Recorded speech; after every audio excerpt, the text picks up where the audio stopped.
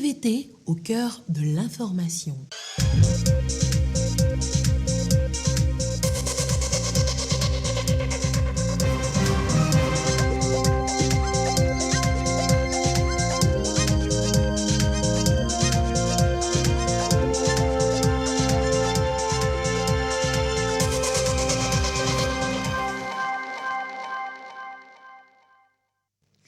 Il est l'heure du journal sur la télévision togolaise. Madame, monsieur, bonsoir. Et voici les titres de cette édition.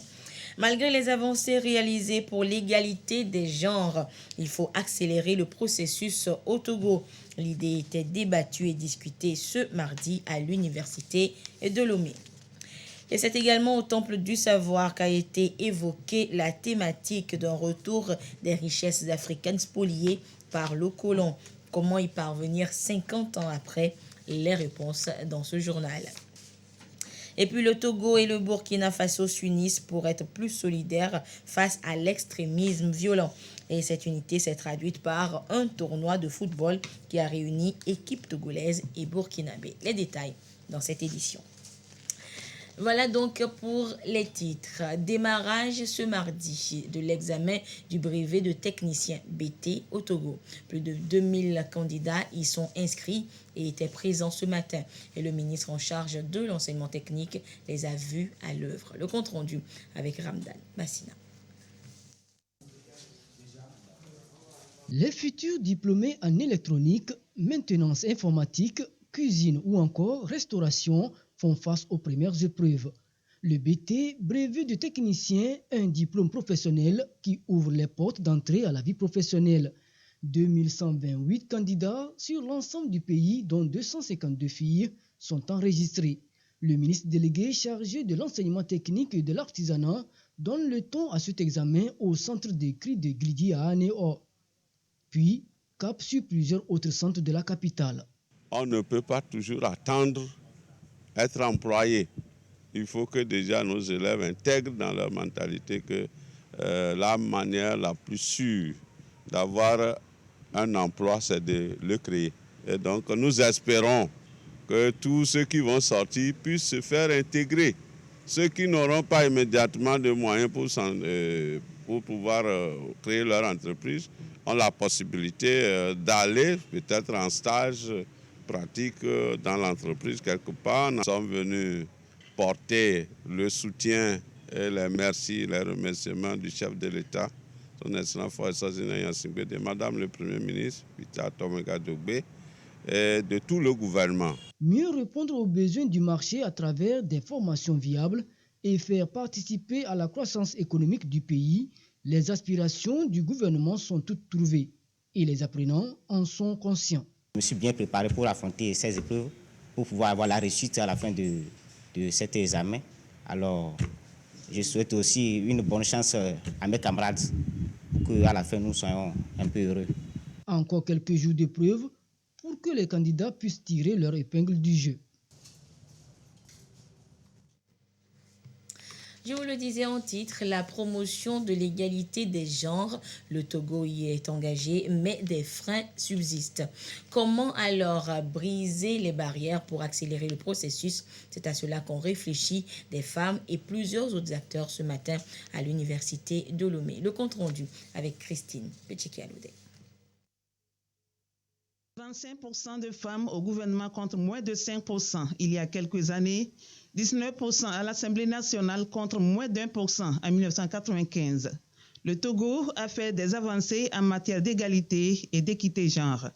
Malgré ces progrès et l'existence des dispositions légales et législatives, des inégalités et pesanteurs socioculturelles persistent.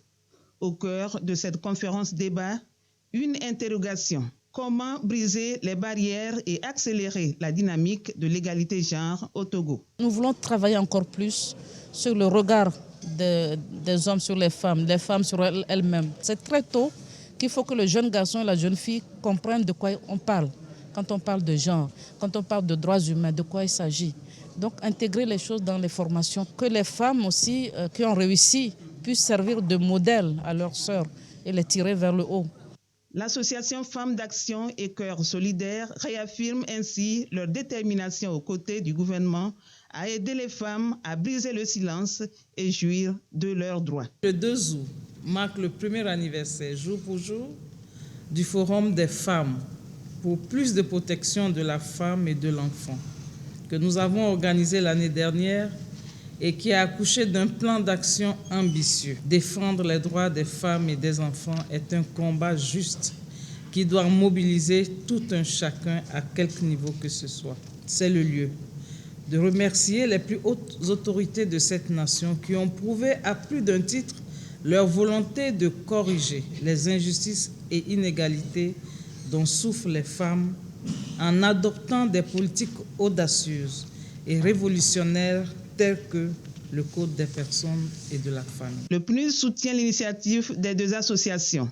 Selon le système des Nations Unies, le développement ne peut être durable s'il ne prend pas en compte l'égalité et l'équité genre. Le PNUD est disponible à accompagner la mise en œuvre de la politique d'égalité et d'équité de genre du Togo et toutes les actions qui en découlent pour offrir davantage d'opportunités pour l'autonomisation des femmes, mais également pour les protéger. L'engagement de cœur solidaire et femmes d'action est salué par la ministre chargée de la promotion de la femme. Je me réjouis particulièrement des pistes innovantes qui ont été proposées pour nous permettre d'élargir nos champs d'action pour mieux protéger les femmes contre les divers abus dont elles sont victimes. C'est le lieu de rendre hommage au chef de l'État, son Excellence M. Faure Essozmna Gnassingbé, grâce à qui plusieurs mesures concrètes ont été entreprises, aussi bien dans le domaine de la protection des droits des femmes que celui de leur autonomisation économique et qui ont été largement abordées au cours du débat. L'homme et la femme ont donc le devoir de connaître leurs droits, un combat commun pour une société plus juste et égalitaire. Les services de radiologie de plusieurs centres hospitaliers du Togo auront désormais du matériel de dernière génération. La Chine vient d'offrir au gouvernement togolais 10 appareils de radiodiagnostic mobile numérisés. Solange Amandé et Koui Salah. Des appareils de radiodiagnostic mobile numérisés offerts aux centres de santé sur l'ensemble du territoire national.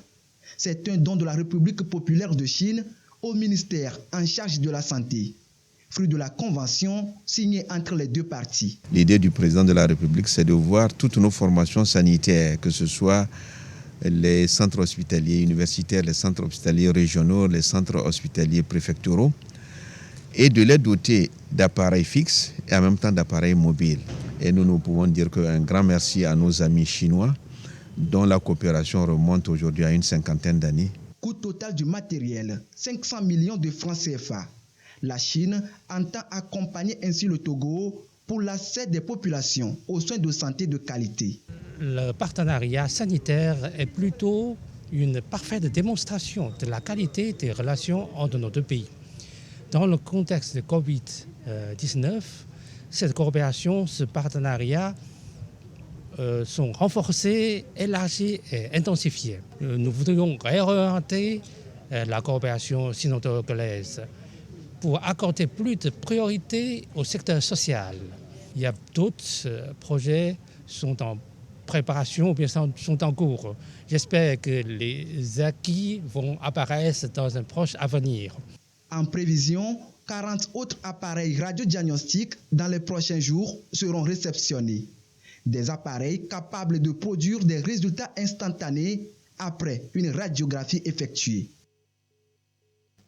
Et santé toujours avec cette haute prouesse à présent dans la prise en charge des cancers au Togo. Un centre doté de technologies de pointe a ouvert ses portes à Lomé. Différents types de cancers y sont pris en charge à travers chirurgie, radio ou chimiothérapie.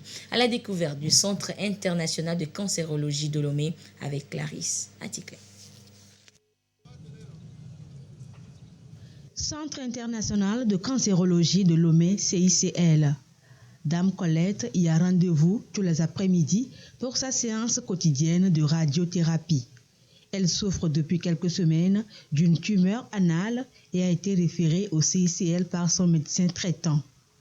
Après que son accompagnante ait effectué les formalités, elle passe en salle Boncoeur où la partie atteinte par le cancer sera traitée pendant 10 ou 15 minutes depuis ses écrans. Nous sommes en train de traiter sa tumeur du canal anal avec les rayons. Donc nous la traitons sur tous les angles. C'est-à-dire ça fait une rotation de 360 degrés. Voilà, donc la machine est équipée d'un système où il y a des parties qui doivent recevoir plus de doses que d'autres. Donc toute la machine, tout le plan de traitement, tout est fait de façon à ce que les parties qui doivent recevoir plus de doses reçoivent la dose qu'il faut. Les parties qui doivent recevoir moins de doses reçoivent les doses qu'il faut. La radiothérapie fait en effet partie des traitements administrés au CICL pour venir à bout des cancers. Il y a également la chimiothérapie et la chirurgie.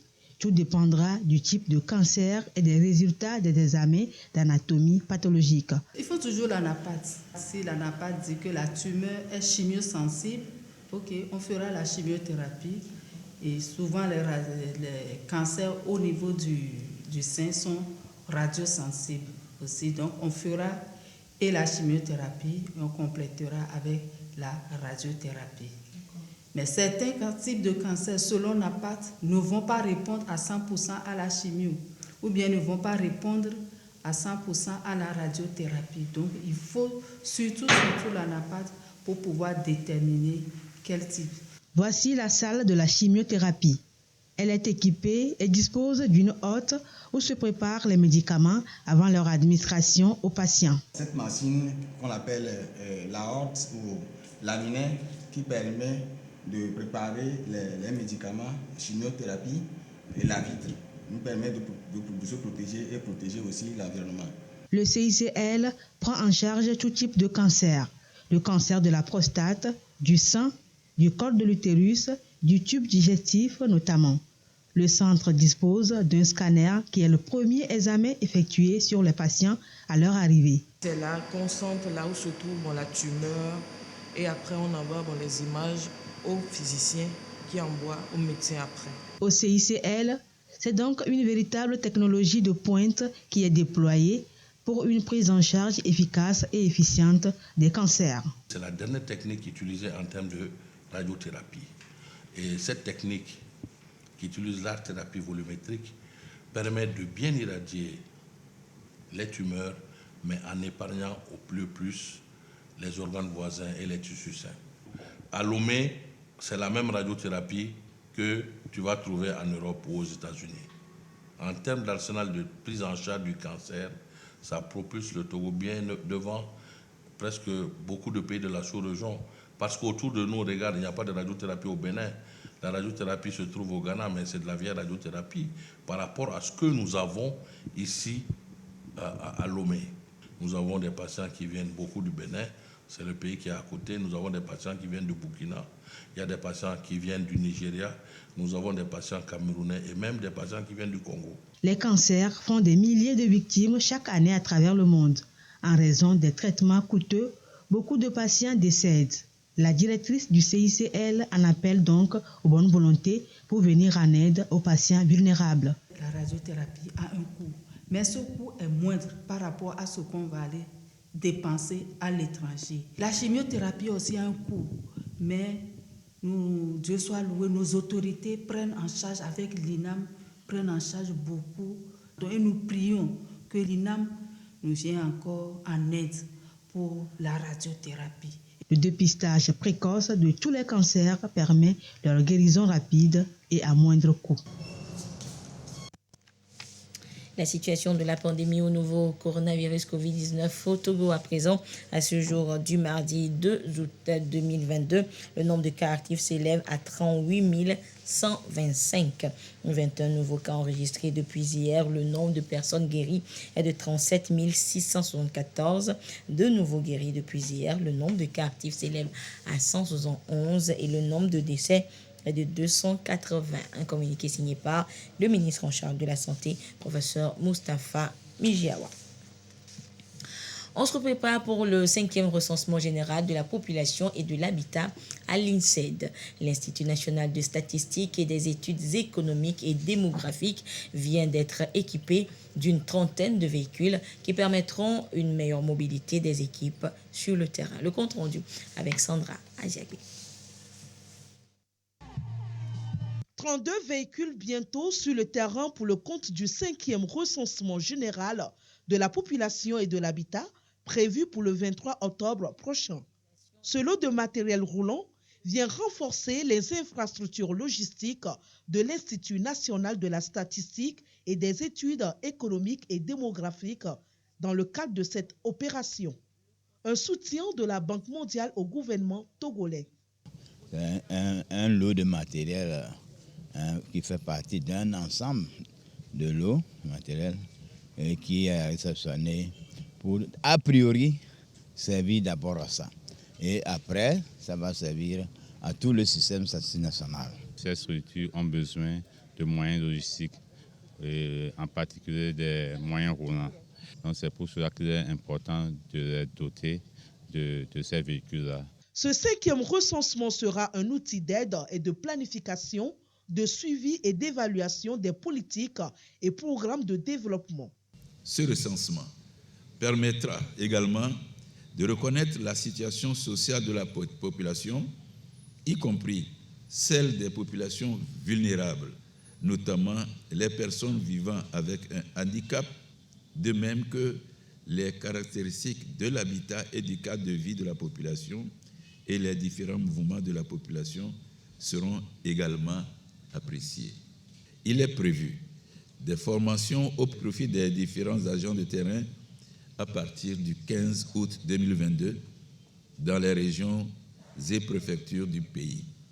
C'est ici le lieu de lancer un appel à tous les acteurs impliqués dans ce processus, ainsi qu'à toute la population pour faire de ce processus de recensement un succès.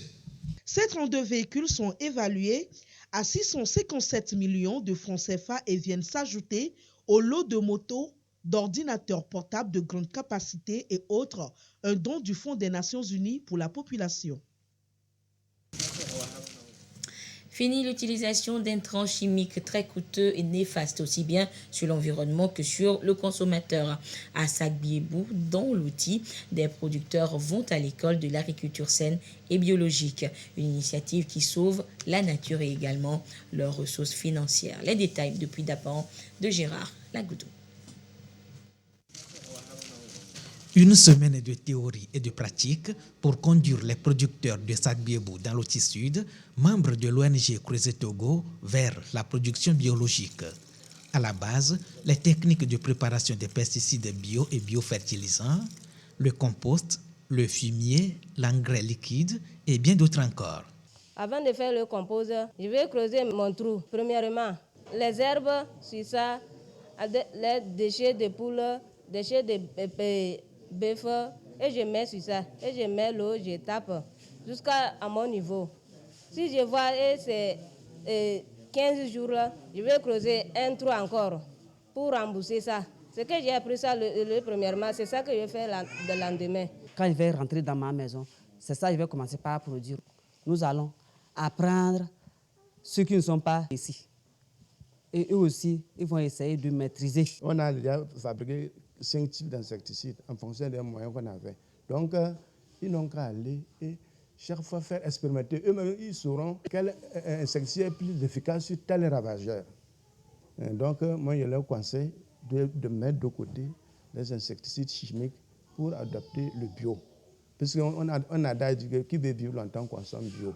Pour mieux répondre aux exigences du PND, décliné en feuille de route gouvernementale 2020-2025, le volet entrepreneuriat agricole a occupé une place prépondérante dans les modules de formation au profit de ces producteurs. Surtout dans le milieu rural, ça va permettre à ces producteurs d'être bien organisés dans la production, de pouvoir chercher aussi les débouchés afin de pouvoir vendre avec plus-value leur production. Dès aujourd'hui, ils ont commencé par se constituer en coopérative et nous allons les accompagner de façon technique et même voire matériel gratuitement et offre formation au ministère de l'Agriculture.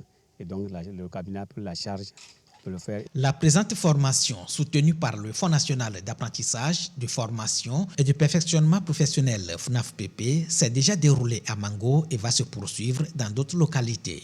En plus des savanes, d'autres régions sont également prises en compte en vue d'améliorer le rendement des producteurs et préserver l'environnement et la santé des consommateurs, que ce soit sur le plan national ou encore sur le marché international de plus en plus compétitif.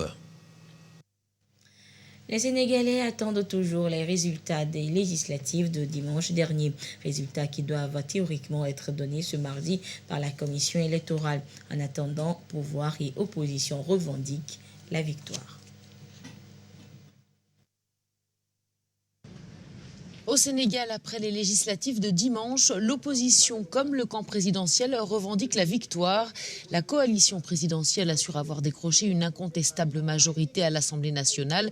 L'opposition, elle, dit avoir obtenu une majorité confortable. Elle ne rentre pas dans le détail, mais est affirmative, elle l'emporte. Nous avons gagné et nous n'accepterons pas que l'on nous vole cette victoire. Nous n'accepterons pas qu'on nous confisque ni qu'on salisse cette victoire. Notre victoire ne fait aucun doute. Ces élections à un seul tour visent à renouveler pour 5 ans les 165 sièges du Parlement, largement contrôlés par le camp présidentiel.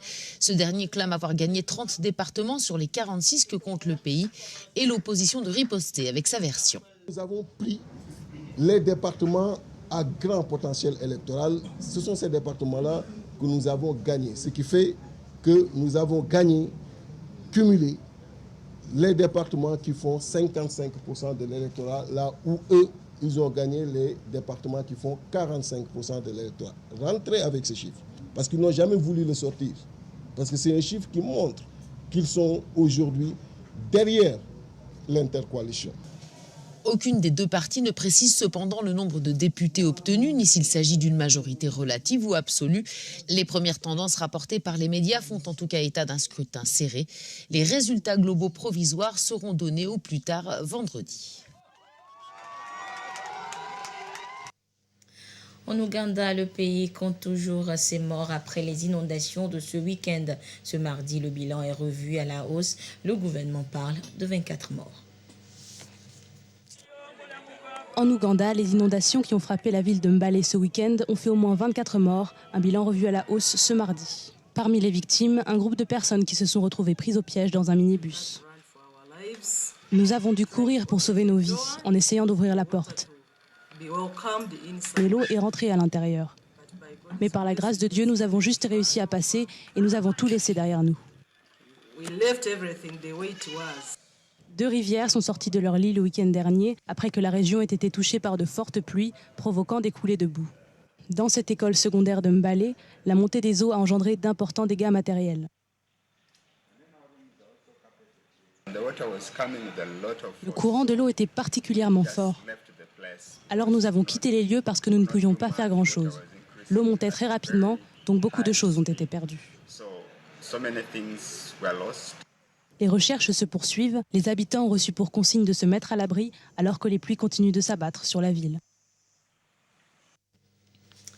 Et puis le président américain Joe Biden a annoncé ce mardi le décès de Ayman al-Zawahiri.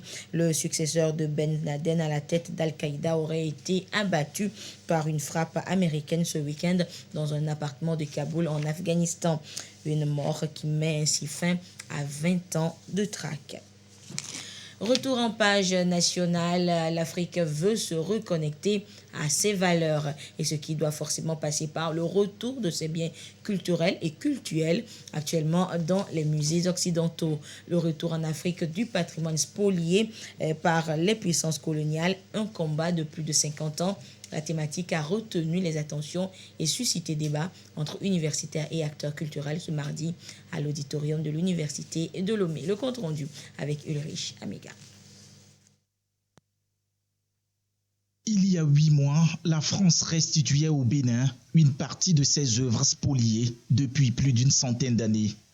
Tout comme le Bénin, l'Afrique entière compte plus de 500 000 pièces d'œuvres dans les musées occidentaux. Le Togo, quant à lui, dispose de plus de 10 000 répartis entre les puissances coloniales. La bataille engagée depuis plus de 50 ans déjà pour la récupération de ces patrimoines africains s'accentue de plus en plus. Les universitaires togolais mènent une réflexion sur le sujet. Nous approfondissons les discussions que nous avions déjà menées à partir du mois de mars pour que le ministère de la Culture et du Tourisme du Togo, qui est en train de prendre des dispositions pour se lancer dans ce combat de retour des biens spoliés, puisse avoir des éléments nécessaires, des arguments pour pouvoir mener ce combat qui, au final, n'est pas un combat seulement que le gouvernement togolais doit mener, mais aussi la population togolaise. Sur la question, les pays occidentaux ainsi que certaines institutions internationales affichent ces 6 dernières années une volonté de restitution de ces biens, un élan de solidarité avec les pays africains.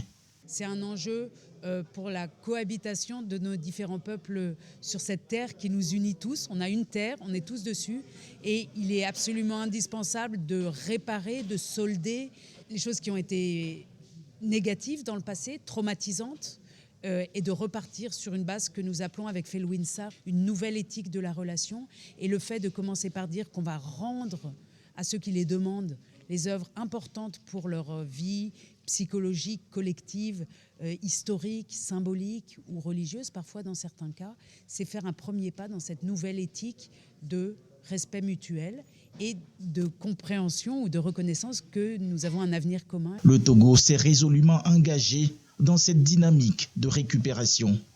Pour le gouvernement togolais, tout sera mis en œuvre pour le retour aux sources des biens culturels et cultuels, justement pour opérer une reconnexion avec l'histoire et mieux construire l'avenir. Pour une meilleure cohésion sociale et contrer ainsi l'extrémisme violent, le Togo et le Burkina Faso choisissent le football. Un tournoi a été disputé ce week-end dans les savanes réunissant des équipes féminines et masculines togolaises et burkinabais. Le résumé avec Gérard Lagoudou. Après les matchs allés tenus le 4 juin dernier en terre du Faso, c'est au tour du Togo de clôturer le tournoi de la cohésion sociale. La moyenne de but discipline football féminin est de 4-0 en faveur du Togo en jaune citron.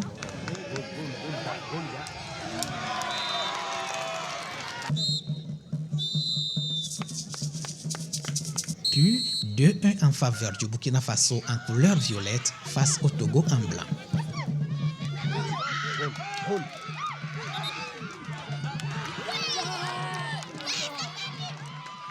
Vraiment, c'est une activité qui n'était même pas prévue au démarrage du projet. Mais chemin faisant, nous avons estimé que pour pouvoir conquérir le cœur des jeunes pour la cohésion sociale, il fallait initier des activités sportives et ludiques. Et à chaque fois qu'il s'agit du foot ou des autres compétitions sportives, les jeunes sont accros. Et donc nous profitons de ce jeu pour faire passer les messages de cohésion sociale, de solidarité et de vivre ensemble entre les deux peuples, entre le Togo et le Burkina. Et je pense que nous sommes très satisfaits de l'organisation. À chaque compétition, des distinctions en fonction du classement. Mais la particularité de ce tournoi, il n'y a pas de vainqueur ni de vaincu. Tous sont repartis avec des trophées identiques et des enveloppes financières de même contenu. Comme c'est très beau, acclamez pour eux. Il n'y a pas de perdant ni de gagnant. Tout le monde est gagnant. La cohésion sociale, c'est la paix entre les deux pays pour tout le monde. Nous tous, on est contents. Donc, ce qui veut dire que tout le monde a gagné.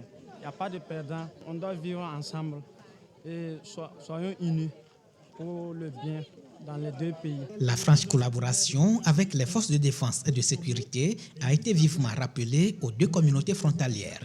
Les activités du projet Nathan Burkina Faso Togo se poursuivent jusqu'en février 2023.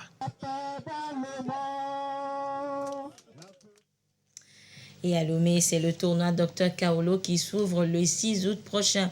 Un rendez-vous qui regroupera donc les clubs de première et deuxième division pour rendre hommage à la star du ballon rond togolais décédé il y a 50 ans. Nous reviendrons donc sur le lancement de ce tournoi, la conférence de presse de lancement du dit tournoi dans nos prochaines éditions.